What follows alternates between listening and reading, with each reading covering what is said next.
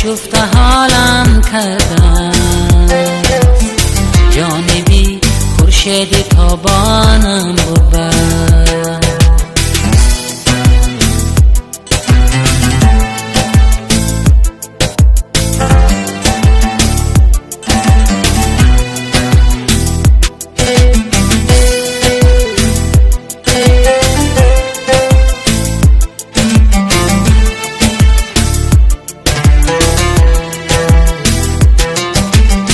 با بهاریستانی کساری بلند، سوی گلشن با خیابانم بود.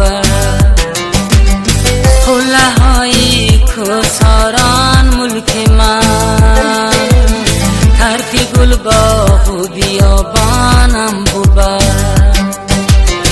گل نموده می سیدش تو دمن، جان بیکر که خیرامانم بود.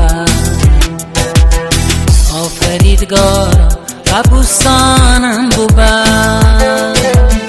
در وطن سوی گلستانم بود. فصل دی آشفته حالم کردم، جانبی خورشید تابانم بود. فصل دی آشفته حالم کردم، جانبی خورشید تابانم بود.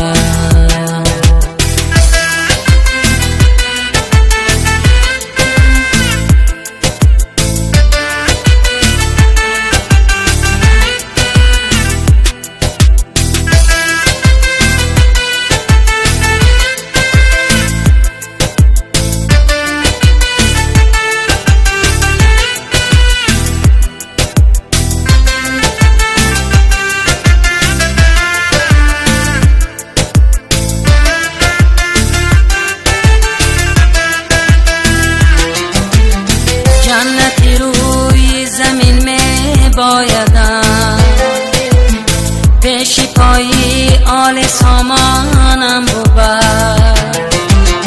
درد هجران دلی ما را شند، زین غریبی ها غریبانم بود.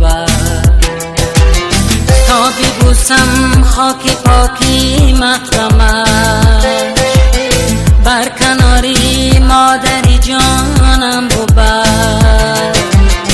با هواپیما به خوجندم رسان، بر دوشنبه یا به ختلانم بود.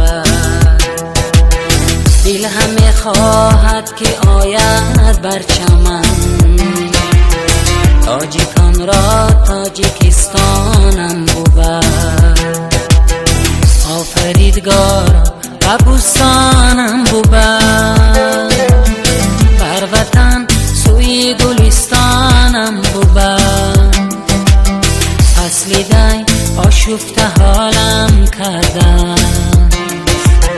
جانبی خورشید تابانم بود. فصل دی آشفته حالم